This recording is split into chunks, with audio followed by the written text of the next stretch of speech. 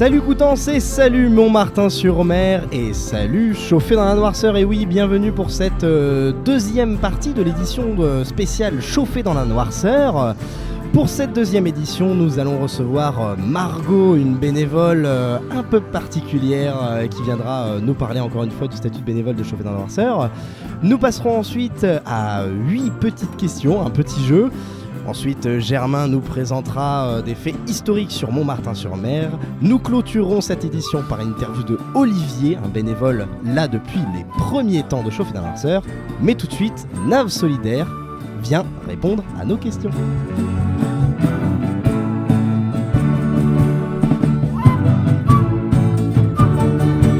Et on est actuellement avec Antoine qui est venu s'asseoir à notre table pour nous parler de l'association Nav Solidaire.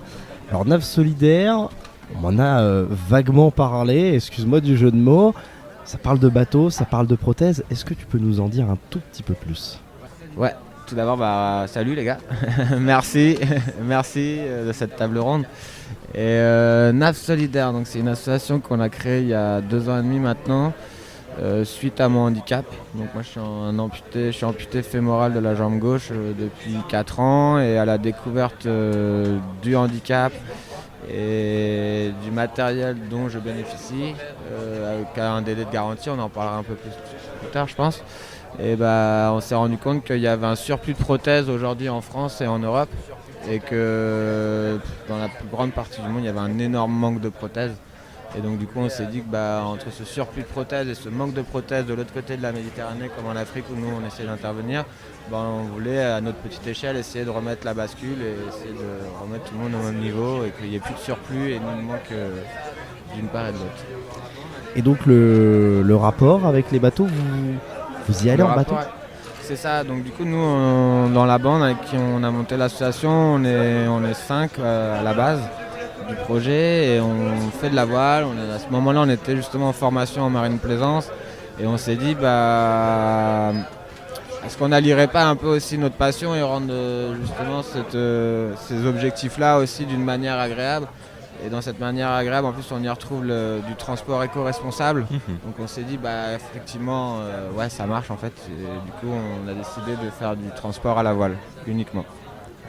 Et après, d'autres systèmes aussi, tout en essayant de faire du transport éco-responsable sur la collecte des prothèses. Pareil, on en reviendra après. On essaie de mutualiser les voyages qu'on fait en voiture ou autre. Ouais. D'accord. Alors, ça fait combien de temps justement que cette aventure a commencé à débuter ? On a débuté juste avant le Covid, donc ça fait 2 ans et demi, c'est ça hein. Ouais, c'est tout jeune. Et en plus, on a commencé dans une période un peu délicate. Et en fait, ça nous a permis de vraiment créer nos objectifs, bien définir nos objectifs, un peu même comment on allait faire, comment récupérer des prothèses, comment trouver des bateaux. On a pensé un peu à tout ça. Et quand le Covid s'est terminé, on a un peu dévoilé ça au grand jour aux gens, et ça a fait un boom, clairement. C'est un peu, voilà. C'est quoi l'éclat, la rayonnance que vous avez justement depuis comment c'est monté en flèche, on va dire comme ça, l'association ? Je pense que déjà il y a localement autour de nous les amis, tout ça, donc il y a eu aussi la découverte pour tout le monde, même avec les amis les plus proches, les plus lointains, les connaissances, tout ça. Donc quand ils ont vu qu'il y avait cet handicap, qu'on en a fait quelque chose qui nous a permis de monter ce projet-là, les gens donc ont touché l'humanitaire. Même si on n'aime pas tout la solidarité, c'est vraiment le mot qui me plaît le plus. Et la voile, les transports, et je pense qu'aujourd'hui on est dans un moment dans le monde où on se rapproche plus de ces thématiques-là. Donc le transport responsable, la solidarité, les gestes éco-citoyens. Maintenant c'est un peu partout, même maintenant avec le Green Watching par exemple, ça marche beaucoup. Même si c'est des grosses boîtes, il y a un groupe avec lequel on travaille, on sait, mais ça marche en fait. Donc du coup, c'est une opportunité pour tout le monde. Les gens ils aiment bien, ils ont envie de solliciter, aider. Je pense que c'est ça qui a fait le boom. Comment l'association récupère des prothèses ? C'est des dons, c'est vous qui alliez les chercher, etc. Ça marche comment ? C'est ça. Donc c'est que du don. Donc en fait, pour partir du début, donc une prothèse, chaque personne amputée en France, elle bénéficie de 2 prothèses. Donc une qu'elle porte tous les jours, et une autre si jamais la première elle casse, elle ne se retrouve pas à cloche-pied, donc elle peut mettre sa deuxième prothèse et d'un fauteuil roulant. Et du coup, ces prothèses-là, ces matériaux-là, ils ont un délai de garantie. Et donc, on va prendre moi comme exemple. C'est plus facile, au final, le fait de le vivre. Moi, mon matériel, il a un délai de garantie de 5 ans. Donc là, dans 1 an, mon matériel il va être renouvelé, donc dû à ce délai de garantie. Mais il ne se préoccupe pas de l'état du matériel. Moi, ma deuxième prothèse, je m'en suis servi que 2 mois, 3 mois, on va dire, grosso modo. Si ça continue comme ça, dans 1 an, elle va être renouvelée. Mais en fait, le matériel, il est pas neuf, certes, mais il est toujours très très bon. Ouais. C'est ça. Et donc du coup, nous, ce qu'il fallait qu'on touche, c'est les personnes amputées, nous faire connaître chez ces gens-là et leur dire, ne jetez plus vos prothèses, nous on est là. Donc le meilleur moyen, sachant que chaque personne amputée est suivie par un orthoprothésiste. Donc ça, ce sont des entreprises, des sociétés privées, type, on peut en citer quelques-unes qui sont assez importantes. On connaît plus ou moins tous Proteor, qui font de la prothèse, des attelles, des corsets. Et donc du coup, nous, on a contacté toutes ces sociétés privées et en leur demandant, nous on fait ça, on récupère les prothèses, est-ce que vous pouvez nous aider à communiquer justement vers vos patients en leur disant, ne jetez pas vos prothèses, nous on les récupère. Et derrière, c'est l'association NAV Solidaire qui les récupère. Et donc du coup, la plupart des sociétés qu'on a appelées, ils ont tous répondu positif.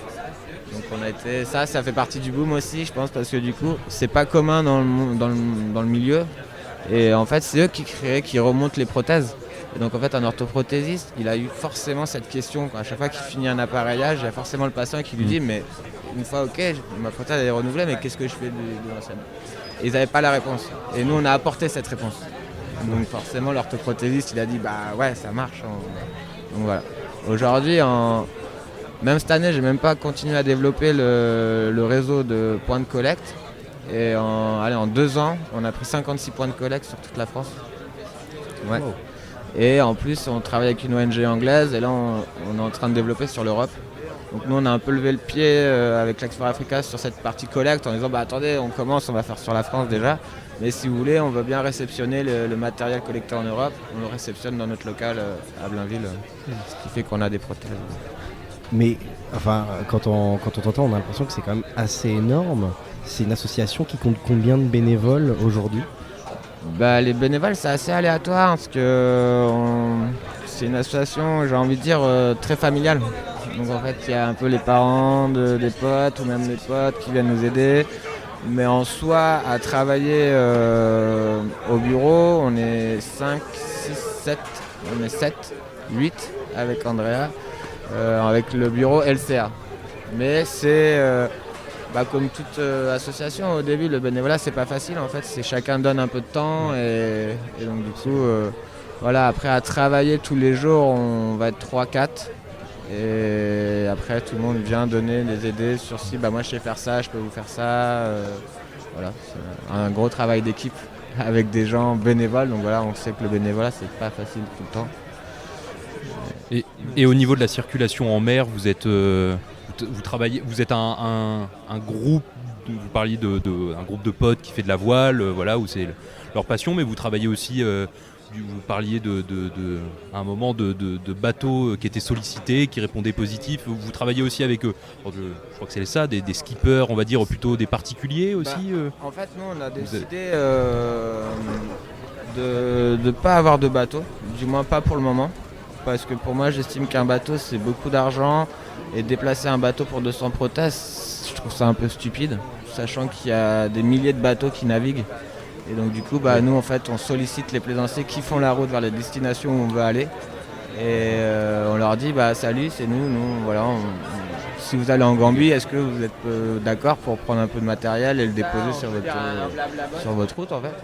Et les gens, ils disent oui. C'est du covoit pour des prothèses par bateau. Oui, quoi. C'est ça, on peut dire un blabla-bot. C'est ça, on a inventé un concept. Cette année, on a inventé le blabla legs. Justement, je vous parlais, c'est 56 points de collecte sur la France. Et du coup, ces 2 dernières années, on travaille avec un transporteur noyon. Donc pour être efficace, c'est un peu ce qu'on se disait en fait. C'est un peu le monde d'aujourd'hui que d'ailleurs on a vite switché. C'est de vouloir aller vite et de proposer cette rapidité comme une performance pour aller dire aux gens non mais vous inquiétez pas, nous les prothèses vous faites une petite place, nous on vous les enlève direct. Et en fait on s'est dit en fait on envoie un transporteur, mais pareil, ramener un transporteur du sud de la France pour 40 prothèses, c'est bête. Sachant qu'en plus c'est pas grave si, vu que notre but principal c'est d'intercepter la prothèse avant qu'elle parte à la poubelle. Après qu'elle arrive à notre atelier un mois plus tard, on s'en fout, la mission, l'objectif il est déjà atteint parce que c'était d'intercepter la prothèse avant qu'elle finisse à la poubelle. Et du coup on a inventé le blabla legs. Un exemple, là j'ai Michel, donc maintenant je l'appelle un bénévole, parce que, du coup, et un acteur aussi. Michel il m'appelle, Antoine, je m'en vais en vacances à Limoges, sur le retour si tu veux je peux ramener du matériel, est-ce que tu as un centre là-bas?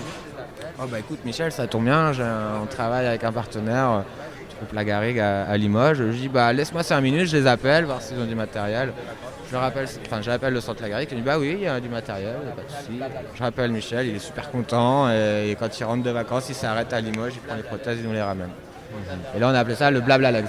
Et dès qu'on a besoin de récupérer du matériel, on envoie sur les réseaux blabla legs, prothèses à récupérer à Rennes, à Nantes, et on prend le temps. En fait, c'est ça que je voulais dire tout à l'heure, c'est envoyer un transporteur, c'est facile, c'est rapide, mais est-ce que c'est très... Nous on a le temps en fait. Voilà. Et puis il y a cette valeur éco-responsable. Exactement. Aussi. C'est ça. Et remettre aussi le temps au bout du jour. Comme le transport à la voile, au final c'est pareil, c'est remettre chose qu'on oublie un peu. Prendre. C'est ça, ouais. Il n'y a pas seulement que le transport en lui-même se déplacer, il y a aussi l'occasion de divaguer avec les paysages. Je reviens sur ce que tu dis tout à l'heure à propos du système, de la date de validité des prothèses et tout ça. Est-ce que c'est vraiment un système qui est unique en France ou est-ce qu'il y a d'autres comparaisons dans d'autres pays notamment? Non, les pays où nous on a été se renseigner en Afrique, il n'y a rien, clairement. Non, il n'y a pas. Okay. Par contre, ils ont les compétences, ils ont le savoir-faire, mais le matériel coûte cher. Donc en fait, c'est les personnes sur place. Les personnes amputées, ils n'ont pas les moyens en fait parce qu'il n'y a pas que le fait non plus de payer du matériel. Après, il faut payer le médecin, il faut payer l'hôpital, ce qui se conçoit normal, tout travail mérite salaire. Et donc du coup, là-bas, il ne se passe pas. On a été au centre, rencontrer le centre de Ziguinchor, centre hospitalier régional de Casamance, à Ziguinchor. Ça faisait 1 an qu'ils n'avaient pas monté une prothèse, par manque de matériel. Voilà. Donc nous on a quand même cette chance aujourd'hui en France, énorme, qu'il faut qu'on garde d'ailleurs. Oui. Ouais, c'est surtout ça la lutte d'aujourd'hui, j'ai plus envie de dire, c'est garder ses acquis et... Il y a vraiment une vraie menace. Je pense pas, à chacun ses opinions, et quand on voit un peu ce qui se passe, l'hôpital public, tout ça c'est... c'est vrai. Voilà. Indirectement, ça peut... C'est... Voilà. C'est plus... Et chez nos voisins, les Européens aussi, il y a quelque chose qui se passe comme ça moi je sais pas trop. C'est vrai que je me suis pas encore penché vraiment trop chez les voisins. Je pense que petit à petit, pas trop être gourmand. Mais je pourrais poser la question à l'Export Africa, effectivement, c'est eux qui s'occupent de démarcher justement sur les pays européens. Mais quand je vois la quantité de matériel qui arrive, c'est qu'il doit se passer quelque chose d'à peu près similaire, j'ai envie de dire. Parce que c'est énorme. Petite question de chiffres. Environ combien de prothèses circulent par le biais de l'association? Environ. Nous là, comment ça? De ce qu'on a ramené nous? Ouais. Pour donner un ordre d'idée, combien on vous donne et combien vous faites circuler en fait? Ouais. Là nous donner, on est en plein inventaire, mais je pense que là nous on a dû atteindre. C'est un peu délicat parce que du coup, nous on parle plus de prothèse, on parle de composants qui permettent de remonter une prothèse. D'accord. Donc du coup, parce que c'est ça en fait, nous même des fois on reçoit des prothèses complètes, mais des fois on reçoit des lots de genoux, de pieds, de composants. Mais on peut dire que en arrivage, nous je pense on doit être à peu près 2000 prothèses qu'on a dû récupérer, je dirais. peut-être un petit peu moins. Je suis peut-être un petit peu gourmand. Et Ça fait quand même un beau chiffre. Ouais, bah oui. c'est ça. 2 ans quand même. C'est ça. Je crois que l'année dernière, on était à 1500, donc du coup, il faudra revoir ça après l'inventaire, j'en saurai plus. Et du coup, nous, en matériel acheminé, donc l'année dernière, c'était notre premier acheminement. On a ramené de quoi remonter 200 prothèses. Donc c'est l'équivalent d'à peu près 1400-1500 composants. Et d'ailleurs, on a eu les retours, ce qu'on demande des retours, c'est nos exigences aussi, avec le centre partenaire qu'on a à Banjul, c'est de nous donner des retours sur l'utilisation du matériel. Et là, en juin, les retours, c'était 80 personnes qui ont pu bénéficier du matériel qu'on a ramené. Donc 40 personnes ont pu bénéficier d'une prothèse complète, donc la découverte d'une autonomie à la marche. Et 40 autres qui ont pu changer une pièce. Un pied cassé, il a été changé. Donc ça, c'est la récompense absolue de notre travail mené depuis 2 ans. Tu évoques beaucoup les prothèses de jambes. Est-ce que l'association fait aussi des prothèses au niveau des bras, etc. Est-ce qu'il y a tout ça qui circule aussi? Tout à fait, ouais, c'est une bonne question. Bien sûr, nous on les récupère, mais en soi, l'Explore Africa, ça fait 7 ans qu'ils font ça et ils ont remarqué qu'en fait, le vrai besoin, c'est plus les jambes. Parce que du coup, la personne amputée là-bas du bras, elle va rester autonome. Elle va continuer à travailler, alors que la personne amputée d'une jambe, elle est complètement mise à l'écart. Il y a ce côté où il faut toujours être utile là-bas. Quelqu'un qui n'est pas utile, il est un peu mis de côté en fait. Il ne peut pas aller aider la famille, il peut pas. Donc du coup, ils se sont rendus compte que vraiment l'importance, c'était surtout pour les prothèses de jambes. Mais du coup, nous toujours dans cet esprit de fait chier que ça parte à la poubelle quand même. Du coup, on les garde jusqu'au jour où on trouvera une idée, on pourra dire nous on en a. Voilà. Donc il n'est pas question que ça parte à la poubelle non plus. Ça prend de la place, mais c'est pas grave. Mais ça pourra servir. J'espère. Oui. J'espère pouvoir un jour trouver la solution. Eh bien, il faut faire quand même le lien avec Chauffé quand même, parce que là, le podcast, quand on a commencé l'interview, c'est que les gens doivent se demander pourquoi tout d'un coup on interviewe une association. C'est parce qu'en fait, NAF Solidaire est présent sur le village associatif de Chauffé en Noirceur. Alors, on posait comme une question pour faire lien avec la thématique du festival. Pourquoi être présent à Chauffé en Noirceur, présenter NAF Solidaire? Tout d'abord, Chauffé, on connaît depuis qu'on est tout petit. Dans le bureau, il y a des bénévoles de Chauffé, et donc en fait c'est un peu une grande histoire aussi. Et puis quand nous on a créé l'asso, ils font partie des gens qui nous ont aidés à faire Boom, comme on disait tout à l'heure en début, et donc ils nous ont invités l'année dernière, ils nous invitent cette année. Ils nous soutiennent, ils nous aident quand on fait des événements, ils nous aident aussi sur du prêt de tente. C'est un soutien local aussi. Voilà. C'est comme vous, j'espère qu'on se reverra. J'espère aussi. Voilà, c'est ça. Et nous, c'est toujours un grand plaisir d'être là pour chauffer. C'est ça. Et puis, tu as aussi une expérience de festivalier, j'imagine. Festivalier, l'année dernière, on était tous bénévoles. Sur le montage des montages. Et cette année, on avait autre chose à faire, donc on n'a pas pu. Mais il y avait quand même Thomas, Julie, tout le monde, une bonne partie du bureau qui est présente aussi sur le montage de chauffer. Alors moi je vais poser la question de manière différente par rapport aux autres, c'est un peu le fil rouge de toutes les interviews. Si tu devais présenter un extraterrestre NAF Solidaire en une phrase. Un extraterrestre NAF Solidaire. Quelqu'un qui connaît pas du tout. Qui connaît pas du tout. Présenter vraiment en une phrase. En une phrase, c'est redonner des personnes amputées une autonomie à la marche. Il n'y a pas de réflexion. C'est clair. Il n'y a pas à dire. Eh bien, merci beaucoup.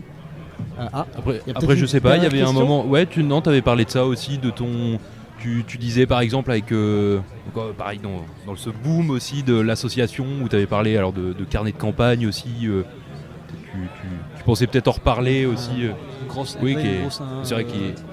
Une certaine ampleur. Oui, c'est ça qui fait connaître à une échelle nationale, voire même internationale, parce que auprès des auditeurs francophones à l'étranger. C'est ça. Et la question c'était c'était parce que t'en avais parlé aussi, et voilà comment ça s'est passé. Comment on a au niveau du au niveau pour les bateaux, c'est vrai que ça a super bien marché. Et comme je disais tout à l'heure, en fait, je suis passé sur carnet de campagne et 1 heure après, le téléphone, toute l'après-midi, de toute façon, le téléphone il a sonné. Comme je disais, même des personnes en Martinique qui disaient moi, mon bateau il est en Bretagne, il faut que je le ramène en Martinique. Si vous voulez, je vous prends des prothèses, on les dépose en Gambie. Ouais, ok. C'était, ça a fait le petit. Ouais, carnet de campagne est quand même une popularité quand même assez importante. Donc, des grandes audiences de France Inter quand même. Ouais, c'est ça. Voilà. T'as eu France 3 tout à l'heure, France 2, voilà, t'as fait vous avez participé à plein de et sans rien demander, c'est toujours eux c'est ça que j'ai trouvé ça super chouette en fait. C'est là où je me suis dit, les gens sont demandeurs. Les gens sont demandeurs et après je pense que si tu passes sur une émission, derrière les autres t'appellent. Ouais. Généralement c'est ce qui se passe. Et merci beaucoup. C'est ça. J'en profite moi pour laisser un petit mot. Ça fait 2 ans qu'on essaie de trouver nos manières à nous de trouver de l'argent en création d'événements ou autre. Et du coup on organise une vente aux enchères caritative, donc où tous les fonds seront redonnés à l'association NAF Solidaire. Et donc voilà, si c'est voulez, où, quand? Donc ça sera à la Cabane, c'est un bar à la plage de Gonneville. D'accord. Et donc du coup ça sera le samedi 6 août. On ouvrira l'exposition de 11h et je crois qu'on a dit vers 16-17h on vendra toute l'expo. Voilà, aux enchères. Et donc le but c'est d'atteindre les 75 œuvres d'art. On y est presque. Et donc c'est super chouette parce que du coup on réunit quand même, on va dire sur 75 œuvres d'art, on va réunir à peu près plus d'une soixantaine, plus de 70 artistes complètement différents. On passe de la photo, de la peinture, de la sculpture, de la soudure, des bouquins. On a un peu tout, donc ça donne une exposition complètement esthétique et grandiose. Et derrière on vend tout. On en a fait une première édition l'année dernière improvisée en 2 mois et ça a super bien marché.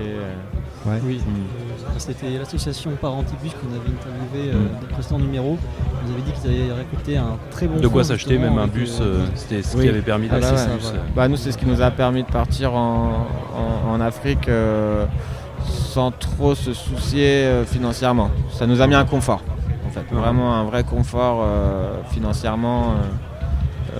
On a pu répondre à des besoins, des imprévus et en fait c'était pas. C'est bon, on a des fonds, donc c'est cool. Et donc voilà, on remet ça cette année. Eh bien, merci beaucoup Antoine. Le festival se déchaîne toujours de plus en plus. On arrive vers la fin de journée où ça commence à y avoir de la musique un peu partout. Tant mieux justement, voilà. Donc, et puis bon courage. Merci. Si vite. Et puis à bientôt les gars. Puis chapeau pour l'initiative aussi. Ouais, merci. Bravo. Bon Bravo festival. Merci à tous. Et tout de suite, Oyer, Constance.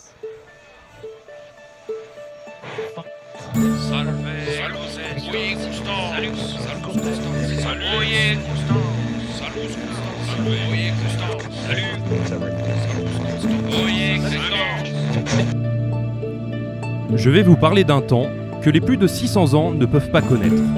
Montmartin, en ce temps-là, c'était presque comme chauffer dans la noirceur, mais sans DJ dans les toilettes. Si on fait un tour dans le temps, vers la fin du Moyen-Âge, le jour même du 15 juillet, on est au 11e jour d'un des plus grands événements annuels de la Normandie. Et pour bien plus que la 30e édition. Mais là, ce n'est pas la programmation musicale, mais plutôt le commerce qui rassemble les gens à celle qu'on appelle la Montmartin, la grande foire de Montmartin-sur-Mer.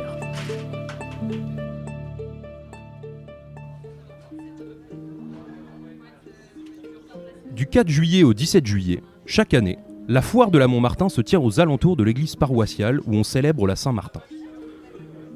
Tout d'abord, on dispose de la première trace écrite qui atteste de la tenue de la foire à partir de 1066.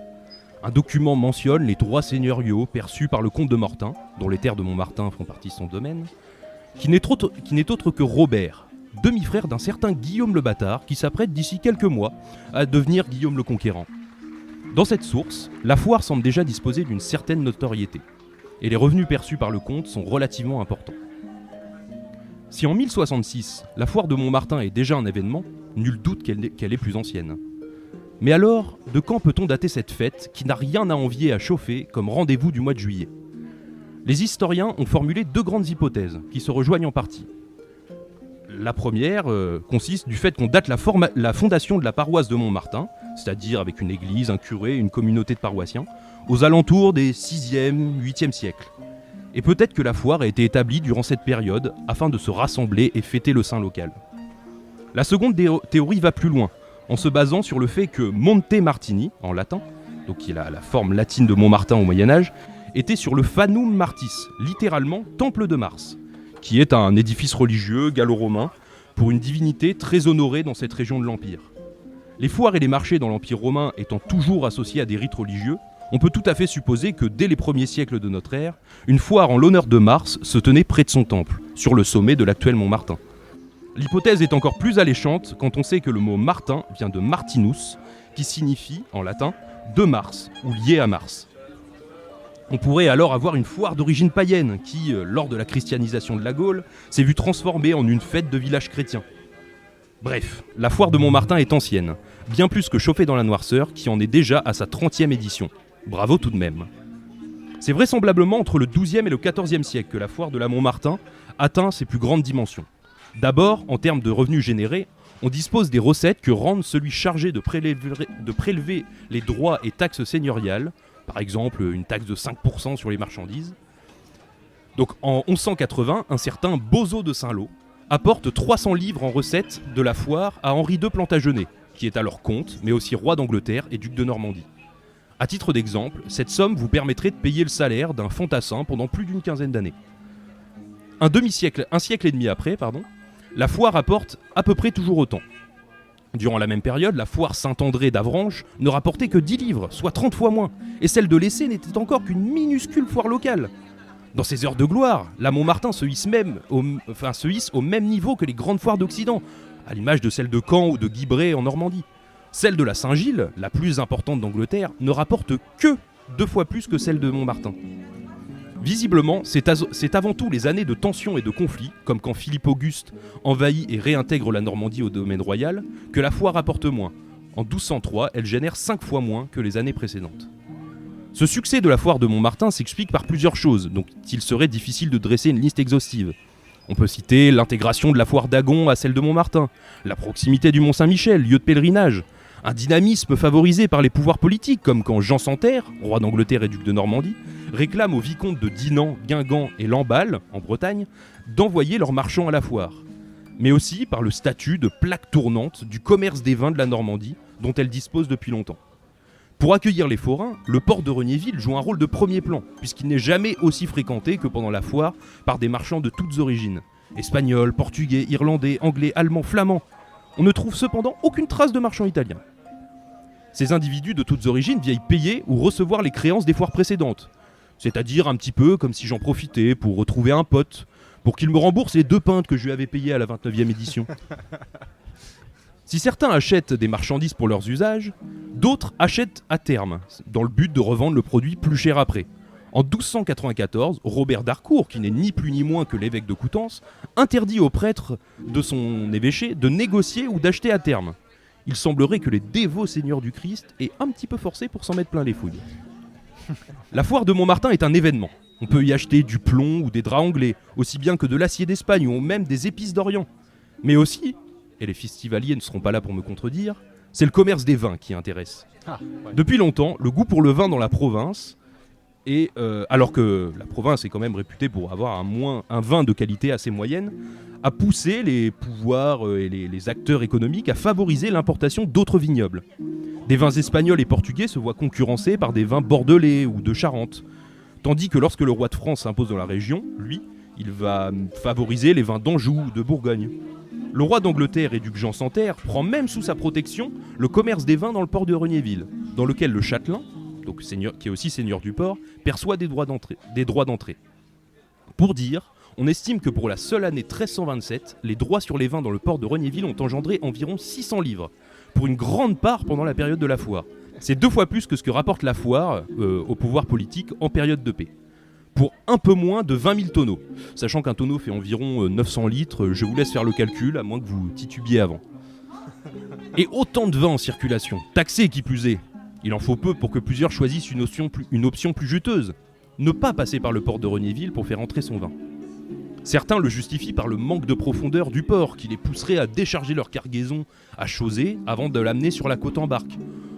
D'autres ont tout simplement un bateau passe-partout qui leur permet d'éviter le port et de passer plutôt par un petit fleuve qui est aujourd'hui en partie un canal sur lequel vous êtes sûrement passé pour venir sur le site.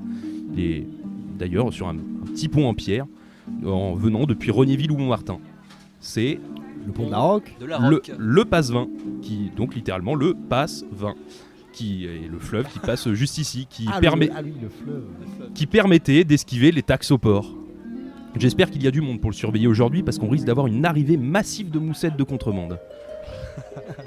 Pour réprimer cette fraude, garder les marchands dont le prince garantit la protection, et plus globalement pour surveiller la foire et ses alentours, les différentes paroisses et vassaux dépendants des comtes de Mortain devaient parfois fournir des hommes. Par exemple, Camtour, le Ménil-Aubert, Carentilly, Saucé doivent fournir des hommes en armes certaines années.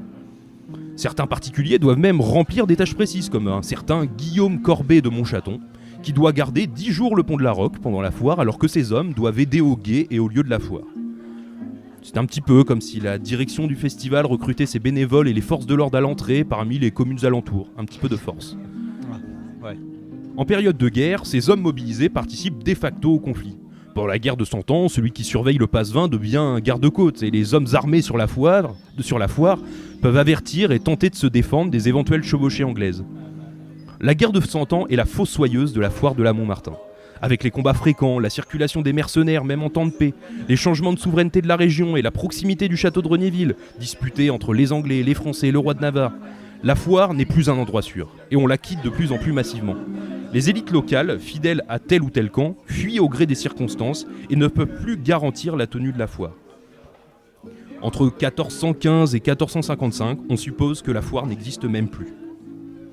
Cependant, à la fin du XVIe siècle, un fidèle du roi tente d'en rétablir une foire à Montmartin, mais dans sa demande ne fait aucune allusion à l'ancienne et prestigieuse foire de Montmartin.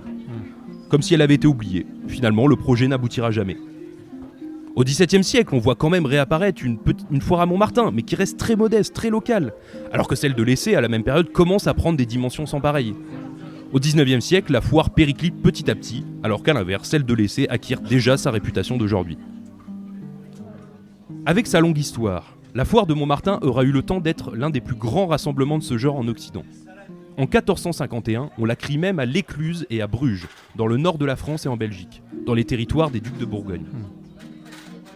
Oyez, oyez, de par les échevins et le duc Philippe, nous annonçons la tenue de la foire de la Montmartin, en le duché de Normandie. C'est un petit peu comme si, dans un monde sans internet, la tenue du festival était annoncée dans le reste de l'Europe par des crieurs et des affiches. Mais à ce moment, en 1451, la foire est déjà sur le déclin, voire même éteinte. Et après la reconquête de la province par le roi de France, l'année précédente, elle n'est plus que l'ombre d'elle-même. Mais je tiens à remercier l'association Chauffer dans la Noirceur pour le festival et les multiples événements périphériques, et on vous souhaite de tout cœur la même longévité et la même prospérité que la foire de Montmartin, dont peut-être vous reprenez le flambeau. Merci.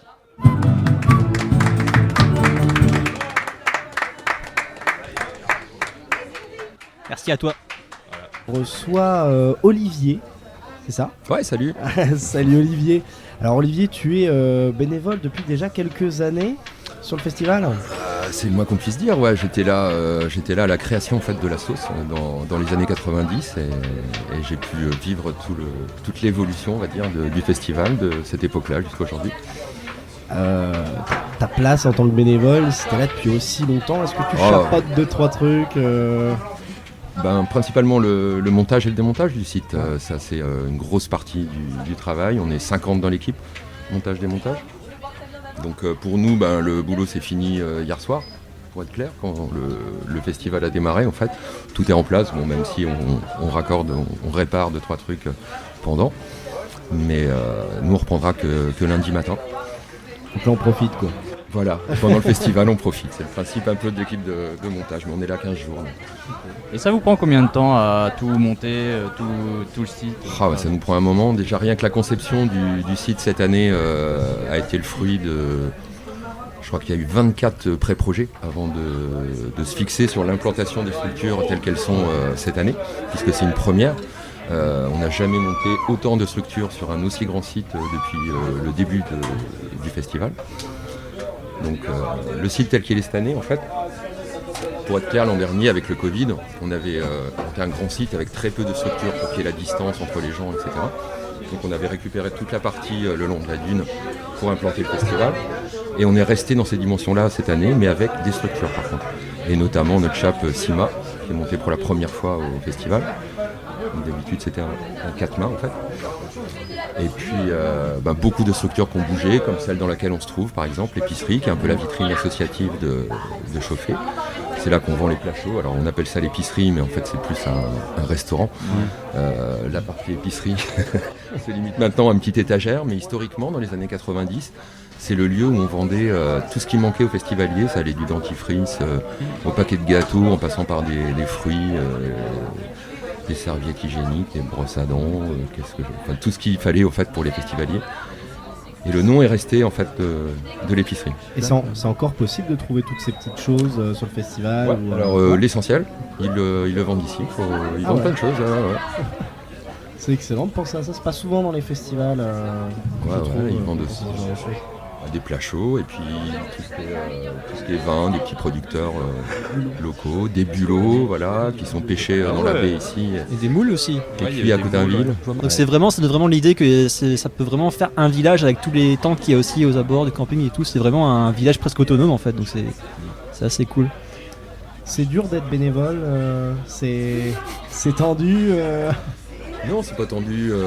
Si on est bien organisé, alors c'est un peu plus dur effectivement quand on est au 3e jour du démontage. Et là, il prévoit en plus une canicule la semaine prochaine. Donc, là, il faut puiser un peu dans nos ressources, on va dire. Mais là, ça va, on est bien. Là. On est content que tout se passe bien, que le public soit au rendez-vous aussi. C'est pas rien pour nous parce que sans le public, on fait rien. Ils ont l'air contents. La soirée d'hier soir, c'est pas trop mal passé, je crois. C'était Big Flo Oli hier soir. C'est ça. Ouais. Et donc ce soir, c'est les têtes raides en fait qui viennent remplacer la tête d'affiche qui était programmée.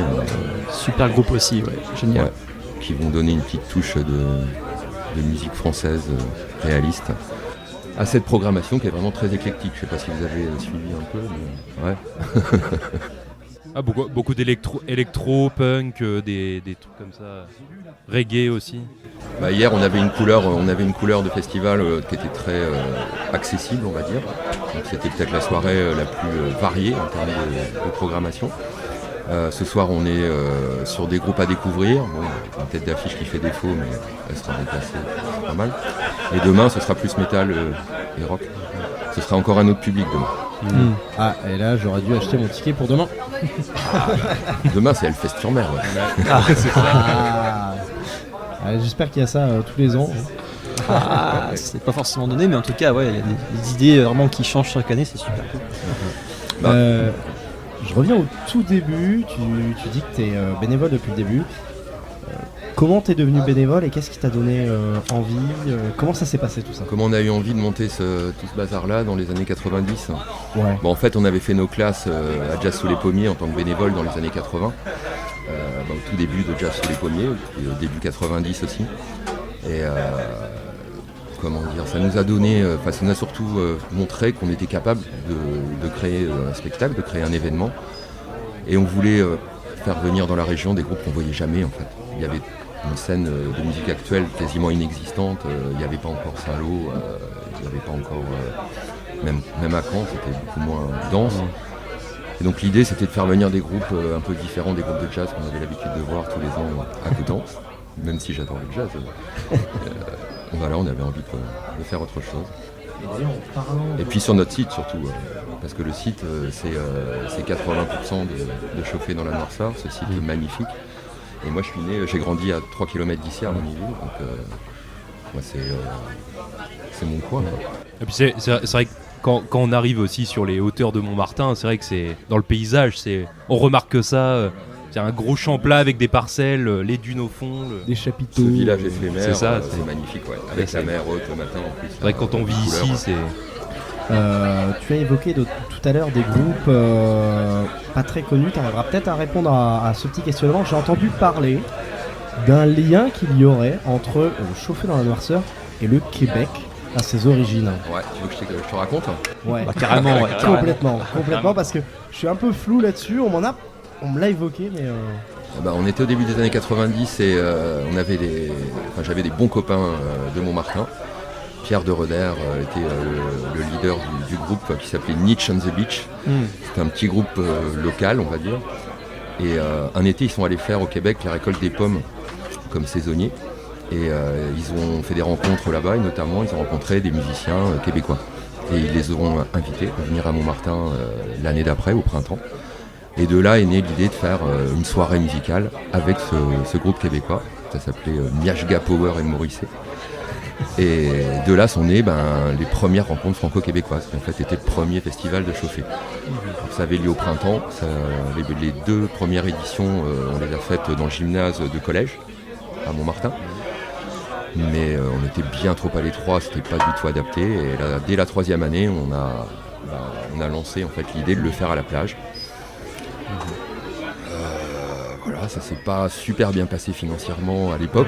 On avait vu un petit peu grand et on n'était pas très aguerris sur la gestion d'un festival. Vous avez été bien suivi, le fait de faire sur la plage par les autorités? Alors par la municipalité de l'époque à 100%. Ouais. C'était Olivier Beck, le maire de Montmartin à l'époque, et dès le départ, il a soutenu le projet, il a soutenu l'idée, heureusement d'ailleurs, parce que il a pris le festival sous son aile, on pourrait dire, sur les responsabilités, parce qu'à l'époque il y avait déjà des commissions de sécurité et on n'était pas du tout au point. Et si à l'époque le maire de Montmartin avait pas dit banco, moi j'en prends la responsabilité, je leur fais confiance aux petits jeunes, et le festival se serait éteint au milieu des années 90 tout simplement. Ouais. Parce qu'avant qu'on soit carré, avant qu'on soit vraiment aux normes de sécu et qu'on ait l'agrément de la sécurité, il a fallu attendre l'édition 99, il me semble. D'accord, ok. Ouais. Au bout de 6 ou 7 éditions. Ouais, c'est ça. Ouais. D'accord. Mais c'est un travail qui est considérable en fait, puisqu'on arrive dans un champ, il n'y a rien. Et dès le 2e jour de montage, on doit avoir mis en place des cuisines pour nourrir la 50aine de bénévoles qu'il y a sur le montage du festival.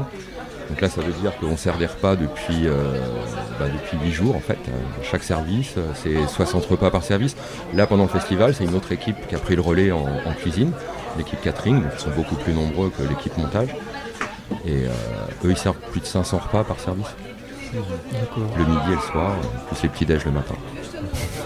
Donc c'est un gros boulot parce que c'est mettre en place des cuisines. Ça a l'air de rien comme ça, mais c'est pas juste une table avec un frigo à côté. Il y a toute la vaisselle, toute la gestion du frais notamment sur le site qu'il faut organiser, l'alimentation des camions, la gestion des eaux usées. C'est énormément de travail de mise en place, de réflexion pour faire tout ça le mieux possible. Et puis toujours avec le souci de réduire notre impact sur le site. Ça c'est vraiment un des aspects qui nous tient à cœur depuis le début, c'est de rendre le site dans le même état qu'on le prend en fait quand on commence. Et je pense qu'on n'y arrive pas trop mal. Avec le ramassage de mégots à l'unité. Ouais, ramassage de mégots à la main. Donc le dimanche qui suit le dernier jour du festival. Donc là vous êtes tous conviés, festivaliers et tous les bénévoles. D'ailleurs c'est marqué sur nos badges. Les petites années on est 50, les grosses années 80. On se met en ligne sur les champs ici et on avance avec des sacs poubelles. On ramasse le moindre fil de fer, le moindre mégot qui se présente à nous, on va dire. Et on ratisse comme ça tout le site du festival, mais aussi tous les parkings. Donc, après, c'est de mieux en mieux. Je pense que on en parlait hier soir. Les festivaliers de 2022, c'est pas les mêmes que dans les années 90, c'est pas les mêmes qu'au début des années 2000. Il y a plus le réflexe aussi de jeter son mégot dans la tout poubelle. À fait. Il y a une prise de conscience qui a été faite depuis tant d'années. Et les festivaliers d'aujourd'hui sont quand même vachement respectueux et ils jouent le jeu à 100% du respect du site. On leur distribue ce qu'il faut, des poubelles, on a une équipe de ramassage quand même. Une équipe de tri de 35 personnes qui fonctionne pendant le festival, donc a commencé vendredi, voilà. Vous les voyez passer avec les camions, donc eux ils ramassent tous les déchets en fait sur les campings et dans le site, et tout est retrié en fait pour séparer les déchets sur des tables de tri. Je vous invite à aller voir le chantier que ça représente aussi, pour après être réparti dans des bennes qui repartent. Donc eux c'est crucial, c'est une équipe qu'on a renforcée cette année encore parce que la propreté du site, ça nous tient vachement à cœur. Tu vois, les gobelets par exemple dans lesquels on boit, On était parmi les premiers festivals avant tous les autres à utiliser des gobelets consignés. Voilà, les barquettes par exemple qui servent à la rôtisserie, les barquettes sont consignées aussi, il n'y a pas de barquettes jetables de frites, etc. Donc déjà le site est propre. Moi j'ai connu des années dans la période 90 où on servait encore dans des gobelets en plastique et chaque matin le site était jonché de déchets. Et la première mission c'était de ramasser ces milliers de gobelets qui jonchaient le festival. Ce qui aide à la propreté du site aussi, c'est que là, rien que déjà dans mon champ de vision, j'ai juste à tourner les yeux, je vois déjà 4 poubelles. Ouais. Et ça. C'est le nerf de la guerre, mais là aussi c'est de l'organisation, il faut aller les emprunter, c'est des dizaines de containers, de petits machins qu'il faut aller chercher, qu'il faut ramener. Donc ça c'est le travail de mon équipe aussi. Tous les transports et emprunter à tous les prestataires, les fournisseurs qui nous prêtent gracieusement du matériel et qui on essaye de le rendre dans le bon état, on va dire. Je reviens sur le cadre, le lieu. Il me semble que Christophe, tu as une petite question là-dessus. J'aurais voulu savoir si le site a toujours été ici et si, à part le futur, est-ce que tu sais s'il sera amené à changer d'endroit? Par rapport à la montée des eaux et tout ça, c'est ce que tu veux dire? Ouais, un peu. Enfin, À la submersion maritime, tu veux dire? ouais, entre autres, oui, Alors, on est quand même. c'est à pas côté ça de la qui nous fera partir dans l'immédiat, je pense pas. Faut peut-être dans 25 ans. Ouais. Mais, ou si non, ça dérange les agriculteurs. Oui, c'est ça peut être avec la municipalité ou les habitants. Clairement, alors je sais pas si vous êtes informés, mais on a des petits soucis avec le conservatoire du littoral qui nous met une pression, donc ils sont en phase de rachat des terres en fait, qui actuellement sont celles d'un agriculteur avec qui on travaille depuis toutes ces années, à qui on paye une location pour garer nos voitures, garer les camions, mettre les tentes sur ces terres. Hein. Mais lui, il cesse son activité, le littoral va racheter ses terres, ils ont préempté, donc ça veut dire qu'à partir de l'année prochaine, au pire l'année d'après, ils nous tiendront en fait dans leurs mains. Et ils n'ont pas forcément l'envie que le festival perdure, en fait. Je suis pas sûr. Donc, ou du moins pas ici. Voilà, pas ici ou sans voiture. Ouais, d'accord. C'est un peu leur.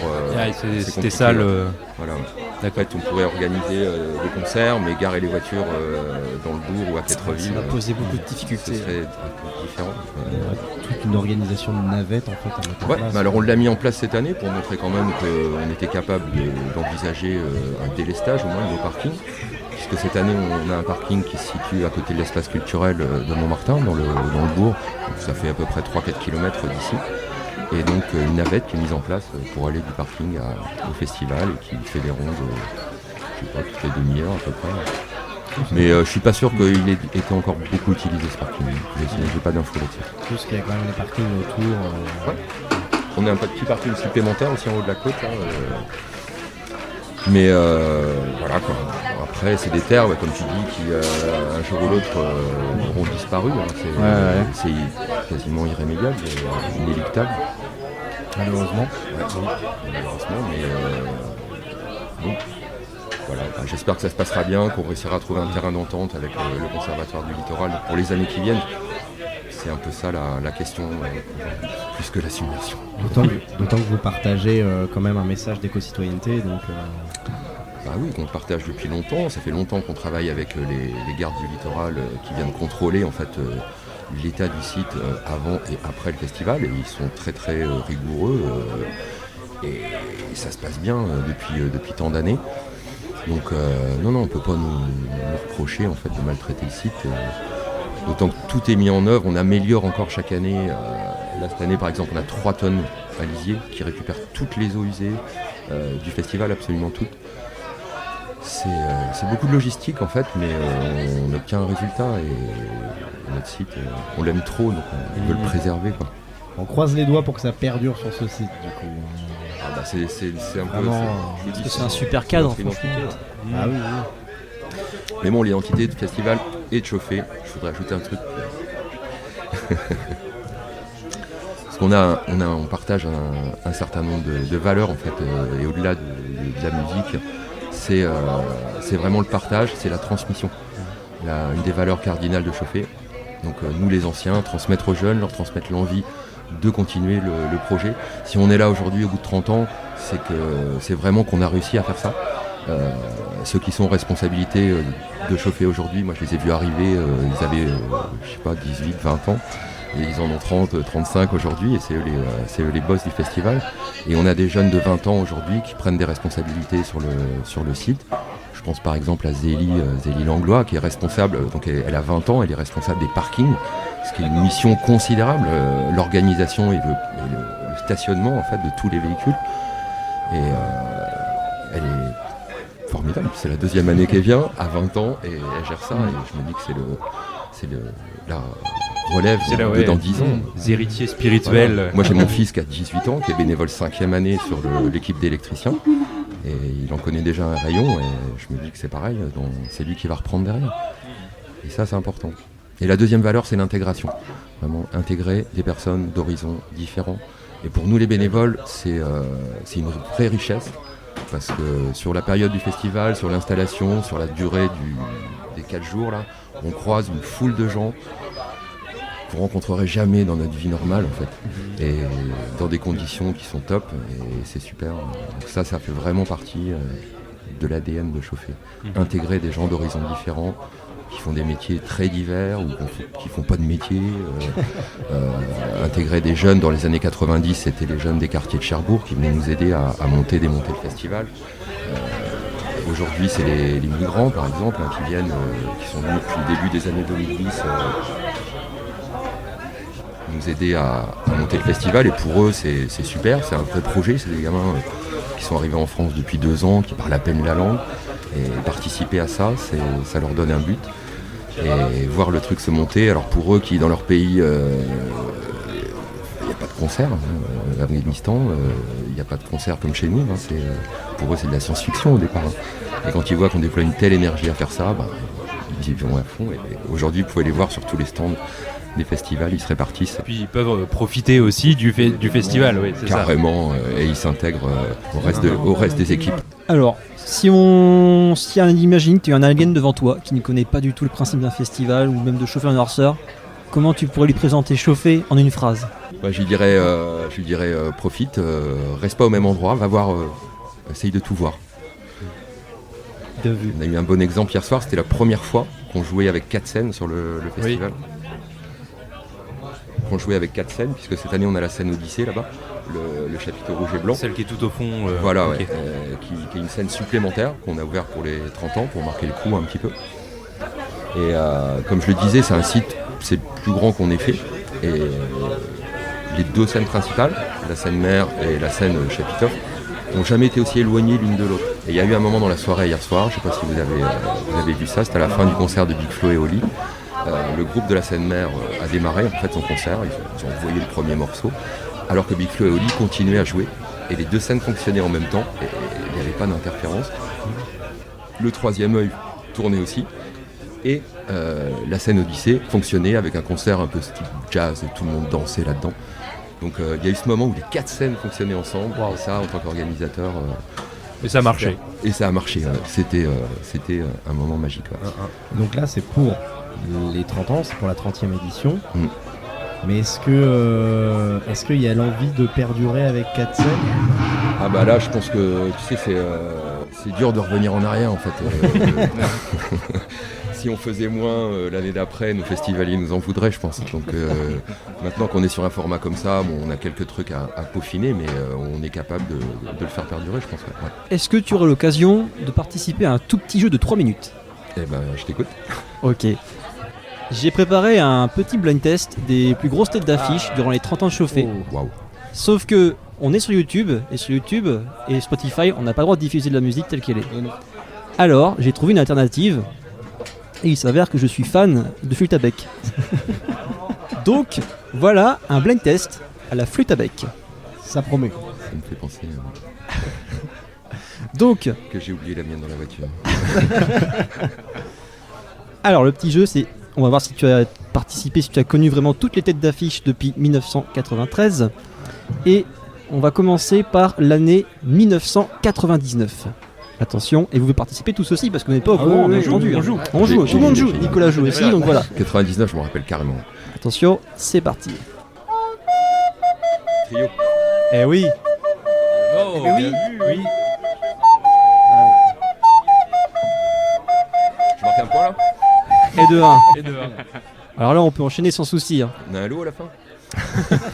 Une peluche. J'ai pas prévu, c'est dommage, j'aurais dû prévoir le truc. Attention, plus dur, 2007.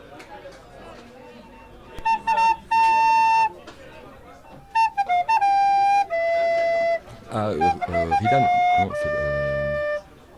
Alors c'est une chanson des années 80, mais il a joué en 2007 certainement, à la programmation. Ah, Higelin. Oui, Jacques Higelin. Et le morceau c'est Tombé du ciel. Tombé du ciel. voilà, C'est exact. ça, Ouais. voilà. Ah, je me rappelle très bien du concert, c'était sous un grand chapiteau rouge qu'on avait monté sur le terrain d'à côté. Et c'est une année où il avait plu, on s'était pris des orages phénoménaux. De l'entrée du festival jusqu'au chapiteau, en fait, c'était une vaste mare. On avait mis des palettes pour que les publics puissent rentrer dans le festival. C'était cataclysmique. Et Higelin avait fait son concert au piano. Et il Sous avait l'orage. fait un concert. Alors, il pleuvait pas pendant qu'il faisait le concert. Il avait plu avant, il a plu après. Mais une année épique. Ouais. Allez, un petit dernier pour la route. Je connais pas du tout. Ah mais t'inquiète pas, mais on te recommande vraiment, c'est un super monsieur qui est décédé il y a pas si longtemps malheureusement. Alors, un particulier parce que c'est une musique de film. C'était en 2006. Aussi, Yann Tiersen. Yann Tiersen. Et là c'est la valse d'Amélie Poulain, c'est ça. Bon, 2-1 pour moi, Charles. Oh voilà, super. Eh bien, merci beaucoup d'avoir été avec nous, d'avoir participé à cette édition. Bah, merci à vous Spéciale de m'avoir accueilli. De retour sur Chauffé dans la noirceur, toujours au village, à l'épicerie. Et nous sommes avec Margot, connue aussi sous le nom de Gomard. Exactement. Comme le loup blanc. Le loup blanc. Ouais, connu comme le loup blanc. C'est une expression un peu à la con. Un peu du même acabit que tes blagues pas drôles que tu as fait tout à l'heure. Allez, mais, allez, ça commence. C'est parti. Et donc, Gomard, Oui, tu es bénévole pour la première fois à Chauffer dans la noirceur. absolument pas. Pas du tout. Ça fait Tu es... bénévole pour la 17e fois. Waouh. Oui, je suis une vieille dame. Ça fait 17 ans que je suis bénévole. J'ai fait une petite pause quand même parce que j'ai enfanté. Mais autrement, j'étais là quoi. D'abord, en tant que bénévole, ça fait 17 ans, j'ai cru entendre que tu avais un rôle un peu particulier au sein des bénévoles, on va dire. Ça fait 10 ans, donc là on a fait une petite pause pour cette année, mais ça fait 10 ans qu'on a organisé un système de petites émissions YouTube, télé, tout ça, qui s'appelle Chauffer dans la télé. Autant vous dire que c'est hyper original comme nom de trouver. Mais bon, il faut toujours qu'il y ait chauffé quelque part, sinon on ne comprend pas. Et le principe était d'interviewer les artistes et de leur faire de la musique aussi. J'avais fait ça avec les jouets de ma fille ou les jouets des enfants de copains pour qu'ils fassent de la musique sur des instruments d'enfants qui se débrouillent un peu en mode défi. Ça avait pas mal marché et puis après on avait fait la météo du jour, de tous les jours du festival avec Isia qui est le programmateur du festival pour justement voir un peu à quelle sauce on allait être mangé le soir pour que ce soit diffusé sur les réseaux sociaux et que ça donne envie aux festivaliers qui n'avaient pas encore pris leur billet de venir pour le soir même. Donc c'était assez rigolo. Mais là on est en petite pause, on se laisse désirer, mais on reviendra certainement très vite. Où est-ce qu'on peut retrouver tout cela? Alors sur la chaîne de YouTube de Chauffer dans la télé, vous allez pouvoir voir des petites pépites où je ne crains absolument pas le ridicule. Voilà, c'est-à-dire que C'est une bonne chose. c'est une bonne chose. Je me fais tacler par les artistes. Il y a des gros blancs, surtout quand j'interviewe il y a Black Rebel Motorcycle Club qui était venu il y a je sais plus quelques années. Et je ne comprenais rien de ce qu'il me disait parce que c'était un gars de la Louisiane, un accent déjà anglais, c'est chaud, mais à couper au couteau. Et j'étais là, je ne comprenais pas. Et il était tellement beau que j'étais dans ses yeux comme ça et je comprenais rien. Et je disais yes, voilà. Mais sauf que je passais plus pour une niaise qu'autre chose. Donc il y avait des petits moments de blanc comme ça, ouais. Tu les préparais beaucoup les interviews avec les artistes, tout ça? Alors au début, il y avait des interviews un peu comme des portraits chinois. J'avais fait ça sur des thèmes un petit peu. Il y avait des thèmes un peu rock'n'roll, un peu sexe, drogue, rock'n'roll, un truc un peu cucu. Ou alors, voilà, on avait fait évoluer un petit peu. C'était le principe de faire des interviews assez courtes, hein, et donc le groupe réponde du tac au tac. Et en fait, c'était surtout que j'avais pas envie de leur faire parler de leur musique parce qu'on les connaît assez pour ça. S'ils viennent sur le festival, c'est pour jouer. Et je trouvais ça assez décalé de pouvoir poser des questions dont ils n'ont pas l'habitude d'avoir en interview, quoi. Portrait chinois, personnellement, Ça te me parle dit pas? rien. Non. Si, par Pour moi, exemple, c'est du chinois. alors je sais pas, c'est le principe du portrait chinois, c'est si tu étais quelque chose, non, c'est le nom de cette forme de questionnaire. Et du coup, on l'avait fait sur plusieurs thèmes. Et donc, si tu étais un alcool, tu serais quoi? Si tu étais le gars de 5h du mat, tu serais qui? Voilà. Et donc, c'était assez drôle. On a eu Didier Super à l'époque qui avait répondu à ces questionnaires. Yes. Et qui avait fait un truc absolument pas drôle, que vous pouvez quand même aller voir sur YouTube, mais parce que c'était la première édition. Et il avait fait exprès de pas être drôle parce qu'il allait de toute façon être drôle en spectacle juste après. Et du coup, ça le faisait chier d'être drôle avec moi. Du coup, il répondait de manière très sobre. J'étais hyper gênée. Je me dis, ok, c'est de l'humour quand même, faut que je continue. Et après, il avait joué sur un petit clavier Yamaha de vintage électronique. Il avait joué Hera. Vous vous souvenez de cette chanson? Vous êtes jeune, vous. Hein. Ah, mais non. Ah bah si, Ah, si, bah si, si, si, bien si, sûr, si, c'est- ah, bah oui. Et, il avait écrit les notes sur le clavier. Donc cette vidéo, elle est assez vintage. C'est une des premières vidéos de Chauffer dans la télé il y a 10 ans. On interviewait aussi les bénévoles. On valorisait aussi le bénévolat sur le festival en allant voir les responsables ou ce qui se passe un peu en off et que les festivaliers voient pas, parce que du coup ça nous semblait important de valoriser ça. Et donc faire le tour souvent du site de manière à pied, comme dans des engins un peu tous étranges. L'année dernière, j'étais montée sur une machine qui revient dimanche, mais c'est pas cette machine-là de la compagnie Nomadsmen qui revient dimanche. Et du coup, ils avaient une espèce de vélo ferrailleur ou je sais pas quoi, toute bouinée de partout. Et du coup, ils faisaient de la batterie dessus. Il y avait une espèce de concert de batterie qui tournait et tout. C'était super chouette. Et du coup, ils m'avaient emmené faire le tour du site avec un gars qui tenait la perche et puis mon micro pour... J'étais avec Isia pour faire la météo, faire la présentation du site qui était construite un peu différemment l'année dernière, parce qu'avec les protocoles d'accueil que nous avions, on était obligé de faire plus grand, plus espacé pour que personne ne se crache dessus. Et puis voilà, ça s'est très bien passé. Avant d'être bénévole, est-ce que tu as été festivalière? J'ai été festivalière, pas beaucoup, parce que 17 ans, je vous dirai pas combien ça fait parce que j'avais parce que vous allez vous dire que je suis vieille et j'ai pas envie de dire à la radio que je suis vieille. On n'est pas là pour juger, très bien. Non, mais j'étais pas trop du coin et du coup j'ai dû être festivalière pendant 1 ou 2 ans, mais j'ai vite été bénévole. Et voilà, et j'ai été chanteuse aussi, j'ai été artiste. Ah oui. Ouais.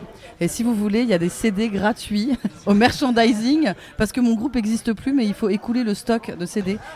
Je fais de la pub, ça s'appelle le Trip du Peuple Lula, ça n'existe plus, mais c'était vachement bien.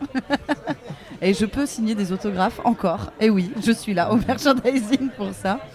Donc ouais, non, je suis venue en tant qu'artiste aussi sur le festival. Qu'est-ce qui t'a attiré les premières fois pour devenir bénévole? Ah bah Isia Maurice, parce que je couchais avec lui à l'époque. Ça se dit ça? D'accord, waouh. Mais il n'y a aucun secret, tout le monde le sait sur le festival. Donc du coup, vous pouvez complètement diffuser ce truc-là, ça va être très drôle. Non, et puis c'est le village de ma grand-mère, c'est la Manche, c'est le coin de paradis que j'aime beaucoup, quoi. Donc ça me semblait logique d'être bénévole ici, quoi. Et du coup, qu'est-ce que tu avais tenu comme rôle en tant que bénévole avant Chauffer dans la télé? Qu'est-ce que j'avais fait? Donc là, cette année, je suis au merchandising, par exemple. J'avais fait le bar, j'avais fait la bouffe aussi, catering. Et puis voilà, c'est déjà à peu près ça. Donc ça tournait un petit peu, c'est ça qui est bien. Mais souvent, on aime bien rester on a la même bande de potes qu'on retrouve tous les ans, ceux qu'on voit pas souvent parce que tout le monde vient pas forcément du coin de la Manche. Donc Donc c'est chouette. Côté familial. Il y a un petit côté familial, c'est complètement. C'est un gros côté familial. C'est la famille. On pleure tous le dimanche soir quand c'est fini. On n'arrive pas à dormir parce que les techniciens sont déjà en train d'enlever tout le site. Mais ouais, on pleure. Moi, je mets une semaine à m'en remettre psychologiquement. Ça, c'est clair. Ouais, on a déjà parlé un petit peu avec Olivier du petit côté éco-citoyen. Ouais. Et moi j'aimerais davantage en causer parce que moi le premier truc que quand j'ai entendu parler de chauffer la première fois dans ma vie, et en même temps j'ai entendu parler aussi des toilettes sèches la première fois. Et je pense que c'est vraiment un des premiers endroits, je sais pas si c'est vrai, mais on en a vraiment entendu parler. On a vu des toilettes sèches et depuis dans beaucoup de festivals, si ce n'est quasiment tout, parce que maintenant on a des toilettes sèches. Il y a des partout. toilettes sèches. Et le truc c'est que il y a vachement plein de trucs en avance dans tout ça et je sais pas si maintenant aujourd'hui le chauffer a encore une avance dans son temps par rapport aux gestes éco-citoyens. Il y a toujours à faire de toute façon. Je pense qu'il suffit de voir la chaleur qu'il fait aujourd'hui. On doit encore pas mal faire de gestes éco-citoyens. Mais oui, effectivement, c'est du réseautage, c'est-à-dire que les copeaux ils viennent de gens du coin, donc c'est-à-dire qu'on fait venir des trucs aussi qui demandent pas beaucoup de frais kilométriques et qui crament pas trop de carbone dégueulasse. Et voilà, après les verres, les gobelets, tout ça, c'est des trucs qui ont été initiés pas par Chauffer, mais sur les festivals du moment. Tout le monde avait répondu d'urgence à ce besoin d'arrêter avec du plastique, des toilettes qui sont en plus de ça, je ne vais pas vous le cacher, un peu moins dégueulasses que quand c'était dans des trucs en plastoc et tout. Et voilà, après on trouve des petits gestes. Je sais pas trop quoi vous dire de nouveau. Il y a les mégots aussi. On a toujours des petits boîtiers pour mettre les mégots par terre. Le festival en lui-même, généralement après que le site soit vidé, il y a la plupart des bénévoles qui sont dispo, qui forment une chaîne énorme sur tout le site, que ce soit le site du festival, les parkings, camions, les campings et tout ça, pour faire une grande ligne. On traverse tous les champs pour pouvoir ramasser le moindre truc qu'on trouve par terre, parce qu'on est sur un site référencé quand même du littoral. Donc du coup, si on veut que ça se reproduise l'année prochaine, on est obligé de rendre ça aussi propre que nous l'avons trouvé, comme les toilettes publiques. Voilà. Et donc ça fait 30 ans que c'est propre. Et ça fait 30 ans que c'est propre, puisque du coup ça fait 30 ans qu'on est là. Ouais, tout à fait. Puis même avec les toilettes sèches, alors après, je suis pas exactement renseigné, mais il me semble que même Chauffer a même une sorte association, même quasi entreprise. C'est les copeaux dans la noirceur. Ouais, c'est ça. Qui loue des toilettes sèches je pourrais pour des peut-être événements. vous trouver quelqu'un si vous voulez en causer un peu plus précisément et avec des infos un peu plus précises, mais on a des référents et des responsables de toilettes sèches du site du festival, effectivement. Ça fait pas... chaque année, on a... donc la Wonder Cake qui ils viennent de Nantes, il me semble, pour les toilettes sèches du festival. C'est leur prestation qu'ils vendent pour le festival. Et nous, on avait fait, c'est-à-dire que les copains de Copeaux dans la Noirceur se déplacent sur d'autres festivals, copains ou pas copains, qui ont besoin de toilettes sèches pour les festivaliers. Et donc il y a une équipe et puis nos toilettes qui partent pour les festivals ou les soirées ou au besoin. Et voilà. Alors, je vais partir un petit peu sur une question d'actualité. J'ai peur. T'es un petit peu dans le chapeautage quand même du festival avec tes 17 ans d'ancienneté sur le site, sans vouloir t'offenser. Non, pas de souci. En ce moment, on entend beaucoup parler de piqûres sauvages. Est-ce que c'est quelque chose qui a inquiété l'équipe ? Est-ce que des choses ont été mises en place de différents... Je pense que l'inquiétude sur inquiétude, on est tellement habitué à être inquiété de tout que si on s'y inquiète trop, on arrête. Si on s'inquiète trop, on arrête on flippe tout le temps, quoi. On est tout le temps sur nos arrières et on profite pas. Donc je pense que ça s'est calmé. En tout cas, c'est le retour que j'ai de festivaliers ou d'autres soirées festivals qu'il y a eu avant Chauffer. Et ça s'est un peu calmé. Et voilà, après, on a aussi un service de sécurité sur le site. On a des infirmiers qui sont là aussi au besoin. Et voilà, de toute façon, dès qu'il y a un moment où on ne se sent pas forcément dans notre peau normale et habituelle, il faut directement aller voir les autres, quoi. On n'est jamais à l'abri de n'importe quoi, que ce soit la picouse ou un autre truc qu'ils vont nous inventer. De toute façon, il faut savoir se rénover a priori. Donc là, c'est déjà passé de mode a priori, mais tant mieux, peut-être. Tant mieux. Ok. Moi, est-ce que tu serais capable de nous toucher 2-3 petits mots sur le label Tour de Chauffe? Parce qu'il y a quelques mois, on avait invité Strange Club pour Salut Coutances, pardon. Et justement, on n'a pas eu l'occasion encore d'en causer, bien qu'ils en font partie justement. Donc, je sais pas si toi, tu as l'occasion d'en toucher quelques mots. Eh ben, au merchandising, là où je suis cette année, nous vendons des albums, des groupes du label Tour de Chauffe qui sont là. Je peux pas forcément te sortir toute la liste parce que j'ai peur d'en oublier ou de ne pas ou de dire ceux qui n'en font plus partie non plus. Mais j'en ai fait partie à l'époque. C'est pour ça que mes CD sont encore une fois gratuits. Mais voilà, on a plusieurs groupes, mais pareil là, si ça peut être intéressant de trouver quelqu'un qui pourrait en parler un peu plus précisément. Mais voilà, le principe du label, c'est de faire tourner les groupes normands, les groupes du coin qui cherchent à se faire connaître, et donc à avoir des dates. Et voilà, c'est un petit tourneur normand quoi, qui fonctionne plutôt pas trop mal. Peut-être qu'un jour on arrivera à voir Wes Sweeney à chauffer. Ah, peut-être, mais ça lui de décider. Ah bah oui. Qui c'est ce C'est notre premier artiste qu'on a interviewé dans le cadre de notre podcast et il commence à faire quelques petites dates assez intéressantes. Il a été faire un prestat aux Unelles plusieurs fois pour des festivals je crois. Il a été jusqu'à Caen aussi devant peut-être 1000 personnes, 1000 spectateurs, quelque chose comme ça. Il commence à avoir son petit chemin. Il faut en parler au programmateur de Chauffer dans la Noirceur pour le faire venir sous la scène du Troisième Œil par exemple, qui est souvent une scène sur laquelle on fait venir des groupes que ce soit français ou internationaux qui donnent à être connus mais qui ne le sont pas assez pour être sous les grands chapiteaux Seine-Mer ou le Chapitoff. Mais voilà, cette scène du Troisième Œil, elle sert un petit peu de ne pas oublier, là, le Troisième Œil vraiment, de ne pas oublier ce qui se passe autour et qu'il y a des petites pépites qui se développent quoi. Carrément moyen d'avoir une scène locale. C'est trop cool. Eh bien Margot, si tu veux bien participer un blind test que j'ai mis en place. Donc en fait voilà, c'est le petit jeu, c'est qu'on voulait faire un petit blind test sur la programmation des 30 ans qui sont passés à chauffer. Je vais être à chier. Okay. Sauf que voilà, on est diffusé sur YouTube, sur Spotify et on n'a pas le droit de diffuser de la musique. Ouais. Donc le petit triston c'est de faire des covers et le seul instrument que j'avais dans le coin sous le coude c'était une flûte à bec. Ah, du coup c'est toi qui fais de la flûte à bec et tu reprends. C'est ça. Donc faut que je trouve le titre et le chanteur. Et je vais t'aider justement en disant à chaque fois l'année auquel les artistes sont passés. Absolument pas m'aider, je suis nulle dans le temps. Mais vas-y. Alors, on est en 1998. Matmata. Ouais. C'est le nom de la chanson. Tour à Lambé, c'est ça. C'est Lambé Andro. Tu joues très bien de la flûte à bec, dites donc. On va dire que c'était la seule musique où ça passait bien. Tu vas voir qu'après ça va être plus compliqué. Par exemple, là, ça va être hardcore en 2005. Et là, si vous trouvez, là, il y a 3 points à gagner. Là. Rachita. Eh bien, bravo. Tu l'as trouvé, Rachita, Olivier? Moi, j'ai eu Rachita et Matmata, là. Ah oui, c'était le seul instrument que tu avais sous la main. Ouais.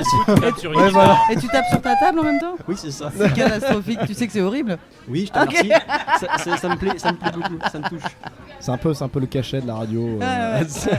C'est local quoi. Ouais, alors, on va voir si cet artiste-là, vous l'avez oublié ou pas, ou si vous l'avez encore dans votre tête. En tout cas, elle a tourné beaucoup en radio en 2012.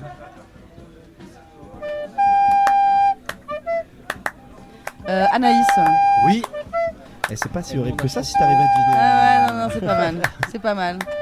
J'ai bu un thé avec elle à 3h du matin et elle s'est excusée parce que son manager était insupportable et qu'en fait elle avait pas du tout exigé tout ce que le manager nous avait dit.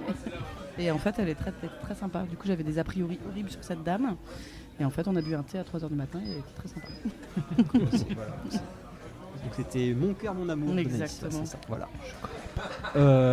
Attention, là ça va être plus dur. Donc là on est en 1995.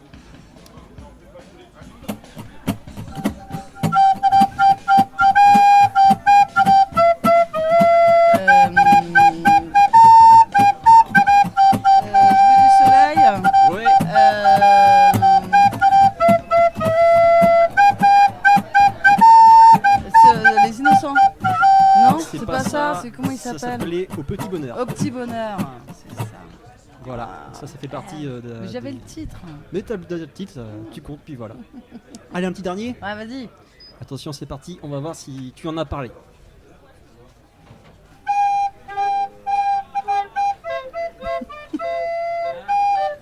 Ah, Didier, super. oui, bien sûr.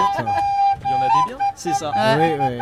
Ah, mais là, on a une flûte à... Ah, t'as fait deux trucs, c'est super. En fait, il y a mon frère qui a complèté le côté. Oh, mais c'est une affaire de famille, mais montez un truc. Génial. Faut Un monter jour, on un fera truc. tu vas voir. Ouais. Vous pouvez faire les bandes originales de films. J'espère être au troisième œil. Alors- J'espère être au troisième œil de chauffer. Ah, mais un en petit spectacle en comme parlant ça de de- jongle. Regarde, tirait très bien avec les gens qui ont des espèces de casques crêtes sur la tête. En parlant de bande originale, il faut savoir que dans les bails obscurs de nos premières radios se trouve un multi-blind test avec 11 musiques faites à la flûte à bec en même temps. C'est Et il y ça. a des BO de films dedans. C'est ça. J'avais hésité à faire ça, c'est-à-dire toutes les flûtes à bec, mais en même temps, voilà. C'est hardcore. c'était le truc. C'est ça, voilà. vraiment 11 hardcore. trucs en même temps, et si C'est on ça. en trouvait une, tu la retirais, à la fin il y avait plus C'est de ça. musique jouée en même temps, et plus tu Voilà. trouvais, Voilà. plus c'était clair. C'est ça. très très ouais. dur. Mais je Ah pense, ouais. je pense que pour la santé mentale de nos bénévoles, tout cela, c'était. D'accord, je veux bien le tester un jour. Et bah, je penserai ça pour les prochaines s'il y a. Donc, Eh bien, merci beaucoup. Et ben merci à Margot vous. d'avoir été avec nous. Merci. Et J'ai puis passé un on- très bon moment. Ah bah nous aussi. Hein. Peut-être une Très dernière drôle. question. Très drôle. Si t'étais avec un alien qui ne connaît pas du tout chauffer un Norceur, Ouais. comment J'aime tu bien cette présenterais question. ça en une phrase? En une phrase, le festival Chauffé dans la Noirceur est une expérience sensorielle. C'est-à-dire que tu en prends pour tous tes sens, quoi, en fait. Pour la vue, parce que le site est magnifique. Pour les oreilles, parce qu'évidemment la musique est top. Ou pas, des fois on a le droit de pas l'aimer. Pour le goût, parce que y a de la bonne bière et il y a toujours des bons bulots aussi à manger à l'épicerie là où vous êtes. Puis ou rouler des patins aussi, parce qu'il y a ça aussi, des fois on roule des pelles dans les soirées. C'est là qu'on rencontre peut-être nos concubins ou concubines. Et puis voilà, le toucher, aller sur le sable, se baigner, tout ça. Voilà, ça allait très longue cette phrase. Tu m'as demandé une phrase, bah je t'en fais plus. Voilà, tu te démerdes avec ça. Il y avait des points Il y virgules. avait des points virgules, C'est exactement. pas une phrase, c'est un paragraphe. C'est ça. C'est ça, super. ouais. Ok. Et ben merci, salut Merci, Coutances. merci. Et salut Coutances. Salut à toi. Et salut chauffé. Tout de suite, moi j'ai envie de jouer avec un petit jeu. Avec Ah ouais. vous. Ouais. Chaud. J'ai envie Ouais. moi aussi. 8 questions, toutes simples, toutes bêtes. 8 questions, 8 réponses. D'accord. Ça marche. Est-ce que tu peux quand même présenter à la personne qui s'est quand même assise à côté de nous? Alors nous on la connaît, Oh mais oui, mais les gens de l'écoutant Mais ne suis-je connaissent pas bête forcément. c'est assis avec nous, nous a rejoint en fait, il est toujours là depuis tout à l'heure, hein, mais il nous a rejoint à la Enfin, table. même depuis toujours, on peut dire ça. C'est un peu Depuis notre, toujours, et oui. notre tuteur, notre maître à tous en quelque sorte. Non, non, c'est pas vrai, je suis pas tout le temps là. Nicolas.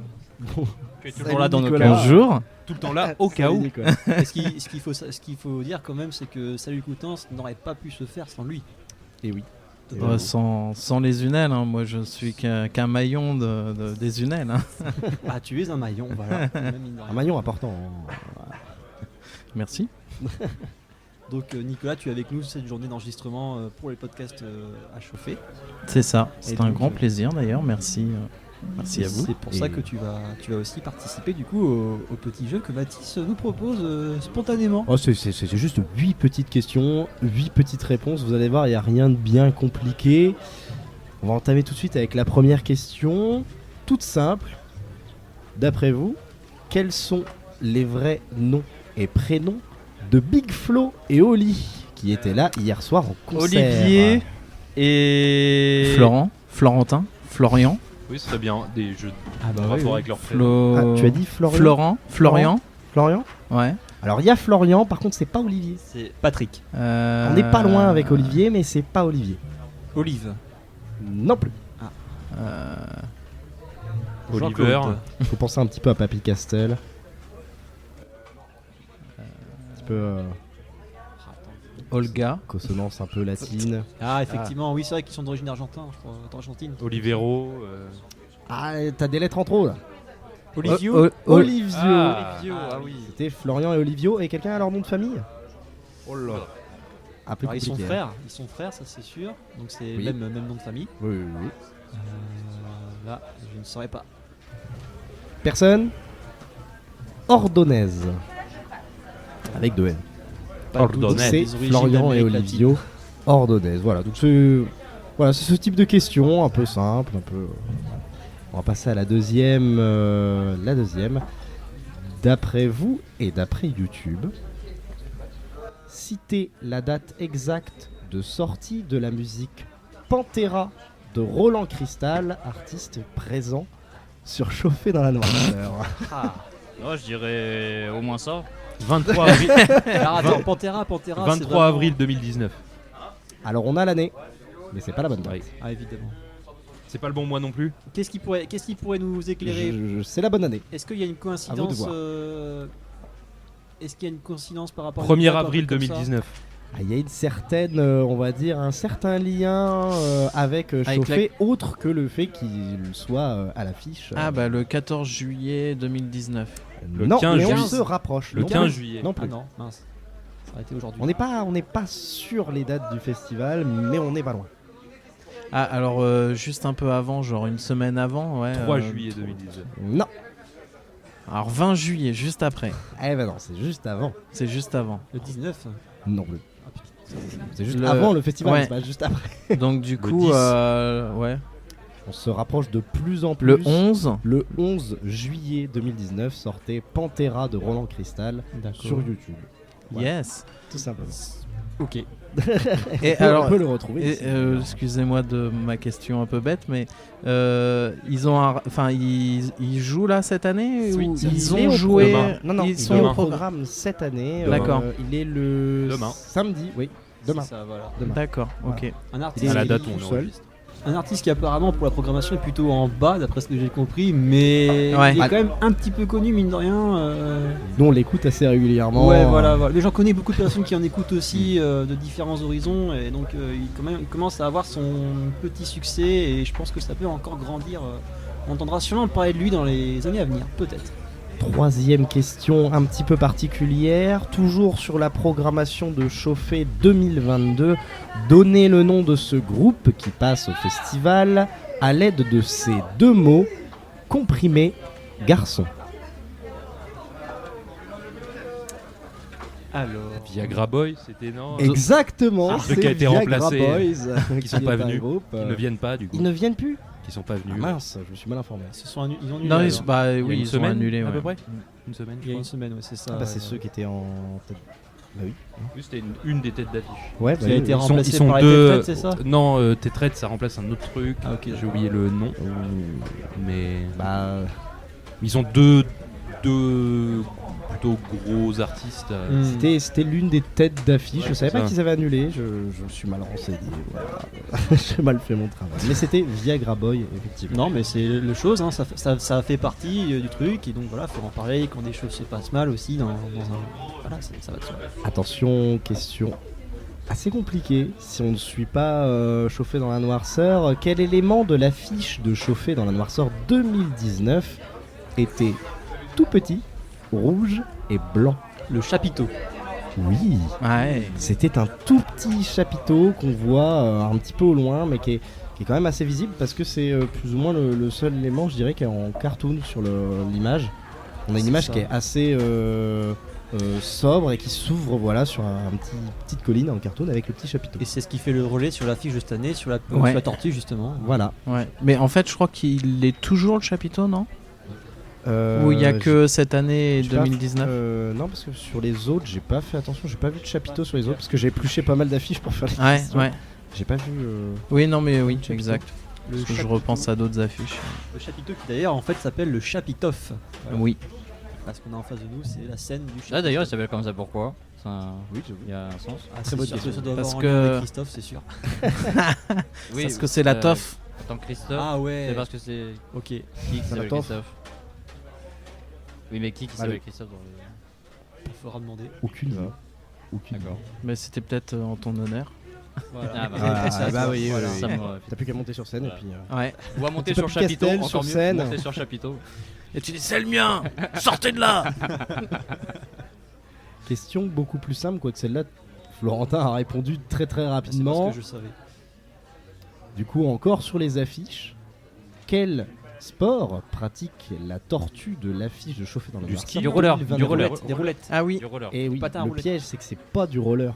C'est Ah, des c'est du patins à patin. roulettes. Ouais. Quelle C'est différence quoi la différence? La différence, Bah, les c'est rollers, le c'est en placement ligne. des roues. Ah oui, Ah, ils, oui, ils- les ils sont rollers, en carré c'est au centre sur et les patins à roulettes. patins à roulettes. Et, ouais, On a 4 en ligne. roues en carré, on n'a pas une 4 roues en bien ligne. joué. Et je suis dégoûté parce que là, il y a l'affiche sur le frigo et à ma hauteur, je ne vois pas ce qu'elle a au pied. Mais là, on voit très bien une reproduction de la tortue là sur le bar de l'épicerie. exact. Voilà, Ah oui, t'as encore triché, toi. Non, non, jamais de la vie, voyons. Mon Dieu. Je suis irréprochable. Tout à fait. Ma personne est sacrée. Attention, on va voir si vous avez lu la programmation. Quel jour pourra-t-on entendre plutôt le groupe de psyché désorientale Taxi Kebab? Samedi. Aujourd'hui. Bah, dimanche.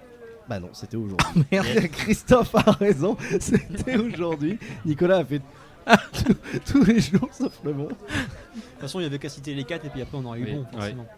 Alors, Ouais, mais bon, taxi, c'est quand même Taxi Kebab. euh, Groupe de donc, psyché désorientale. Voilà, le nom a l'air vraiment assez intriguant. Mais pour ceux qui ont suivi Chauffer sur les réseaux, c'est la musique qui accompagne tous les teasers de Chauffer chaque jour. Donc voilà, la petite chanson à moitié aux sonnances arabiques qui a l'air vachement cool. Donc voilà, avec la tortue qui bouge sur le son de la musique. Voilà. Alors attention, tout à l'heure on a eu un bénévole qui a su nous répondre par rapport aux origines plus ou moins québécoises du festival. Mais du coup, est-ce que vous sauriez me dire ce que signifie chauffer dans la noirceur en québécois? C'est Moi, pas je être, sais. être bourré, enfin une gueule de bois. Moi je sais, mais Non, je vais vous laisser non, répondre. c'est faire la fête la nuit, non? C'est pas ça Non, Alors on est sur quelque il y a chose le la nuit. système de Noirceur, nuit, c'est voilà. la Ouais. nuit. Donc c'est Et du québécois. chauffer- on est sur quelque chose Je la m'en nuit. vais- je m'en vais chauffer dans la noirceur, tu vois, un truc comme Ouais. ça. Je m'en vais fêter. Non, Je m'en- non, on n'est pas sur fêter. Balade de nuit. C'est- Ah, on s'y se rapproche, s'y on se rapproche. On se rapproche de la balade. Je vais me À quel Pensez promener. au mot chauffer. Me- À quel moment je dis Euh, Ils peuvent en trouver, mot ils sont chauffer. sur la bonne voie. Ah, c'est draguer? Non. Non. Non. Je vais la Quel est, chauffer. quel est le rapport entre se promener et draguer? Alors, Bah non, mais chauffer. comment appelle-t-on Conduire. celui Oui, Voilà, c'est conduire, Faire, du chauffer, coup, faire chauffer le moteur. conduire, Le chauffeur il chauffe. Voilà. Conduire dans le noir. conduire Dans le noir. dans la nuit, Voilà. conduire, Chauffer dans conduire la noirceur. nuit. Voilà. Ah, Chauffer ok. dans la noirceur, c'est conduire la nuit. Et c'est une expression qui apparemment au Québec Oui. est assez répandue. Donc, Voilà. voilà. Donc ils ont décidé d'appeler ça comme ça. En C'est- référence par rapport aux rencontres franco-québécoises qui sont à Qui l'origine étaient à justement l'origine. du festival. Et alors, question, est-ce que vous savez s'il y a des groupes québécois qui jouent cette année ou même les autres années? Est-ce qu'ils ont gardé ce lien? Cette année, j'ai pas fait gaffe.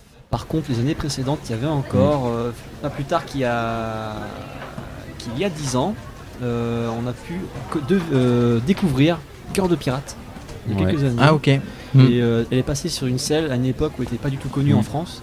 Et depuis, bah, on l'a connue à la radio et Ouais. tout ça. Donc voilà.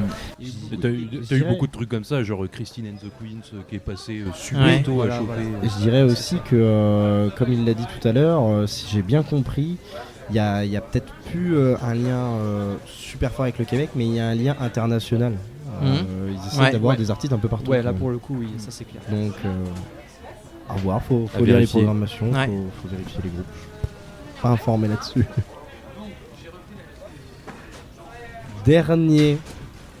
Dernière question.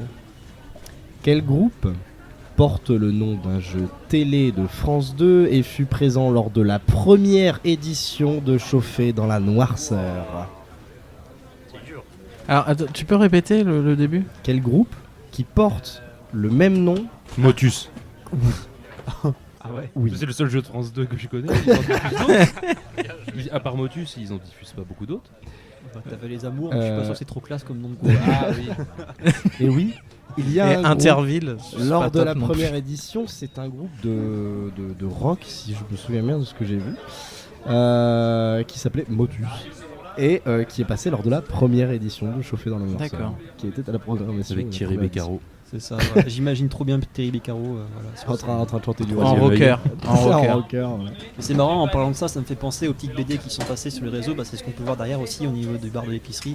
C'est des petites planches qui ont été réalisées par un dessinateur et qui s'amuse à raconter de manière trop bizarre les groupes qui sont passés chaque année ici, en train de raconter un peu de manière assez originale, on peut dire ça comme ça, son vécu en tant que festivalier et connaisseur de la musique. Voilà. Bah, merci à toi, Mathis. Merci. Et cette deuxième partie touche maintenant à sa fin. Merci à Nav Solidaire d'avoir répondu à nos questions et nous avoir éclairé sur leur association. Merci à Margot d'être venue aussi participer avec nous.